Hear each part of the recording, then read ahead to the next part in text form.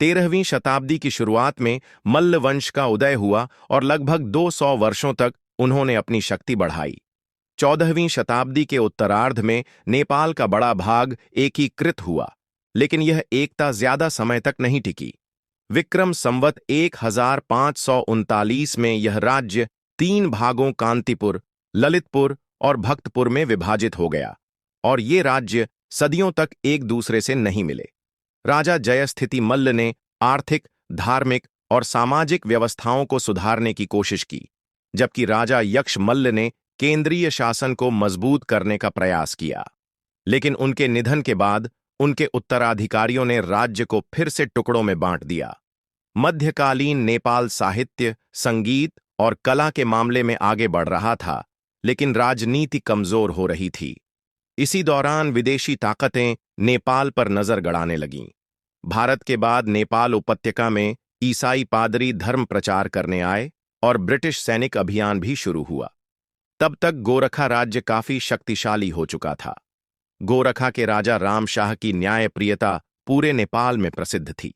राजा पृथ्वीपति शाह के शासनकाल विक्रम संवत 1731 से विक्रम संवत 1045 तक में बंगाल के नवाब ने गुरगिन खान के नेतृत्व में नेपाल पर आक्रमण करने के लिए 50 से 60 हजार सैनिक भेजे। वे मकवानपुर के तराई क्षेत्र में डेरा डाले हुए थे। मकवानपुर ने गोरखा से सहायता मांगी और गोरखा के सैनिकों ने नवाब की सेना को परास्त कर दिया। बची हुई सेना अपनी जान बचाकर भाग निकली। इस घटना ने गोरखा राज्य को नेपाली जनता के लिए आशा का केंद्र बना दिया। नेपाल राष्ट्र के जनक राजा पृथ्वीनारायण शाह ने लोगों की इस उम्मीद को समझा और नेपाल के एकीकरण का अभियान शुरू किया। जैसे यूरोप में सार्डिनिया राज्य ने इटली और प्रशा ने जर्मनी का एकीकरण किया, वैसे ही गोरखा राज्य ने पृथ्वीनारायण शाह के नेतृत्व में नेपाल को एक किया। मध्यकालीन नेपाल के अंतिम दौर में जब पृथ्वीनारायण शाह का उदय नहीं हुआ था, तब विदेशी ताकतें नेपाल पर कब्जा करने की कोशिश कर रही थीं। उपत्यका में ईसाई धर्म प्रचार हो रहा था और मल्ल राजा आपस में लड़ाई झगड़े में उलझे थे। बाहरी राज्य भी आपसी लड़ाई में अपनी जनशक्ति और संपत्ति गंवा रहे थे।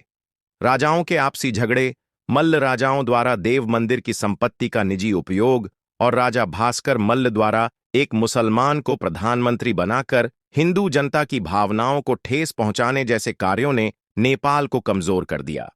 जैसे शमशुद्दीन इलियास के आक्रमण के बाद राजा जयस्थिति मल्ल ने नेपाल की रक्षा की, वैसे ही पृथ्वीनारायण शाह ने विदेशी साम्राज्यवाद से नेपाल को बचाया। विक्रम संवत 1847 में गोरखा ने तिब्बत पर आक्रमण किया, लेकिन विक्रम संवत 1848 में चीन ने तिब्बत का साथ देते हुए नेपाल में सेना भेज दी। विक्रम संवत 1890 में गोरखा को संधि के लिए मजबूर होना पड़ा। उसी साल नेपाल और ग्रेट ब्रिटेन के बीच दूसरा व्यापार समझौता हुआ, जिसके तहत नेपाल में एक ब्रिटिश कूटनीतिज्ञ की नियुक्ति हुई। भारत नेपाल सीमा विवाद के चलते विक्रम संवत 1871 में ब्रिटेन ने नेपाल पर हमला किया।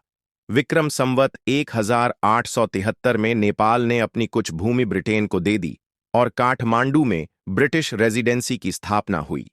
विक्रम संवत 1914 के भारतीय सिपाही विद्रोह में नेपाल के प्रधानमंत्री जंग बहादुर राणा ने ब्रिटिश सेना की मदद के लिए 12,000 सैनिक भेजे।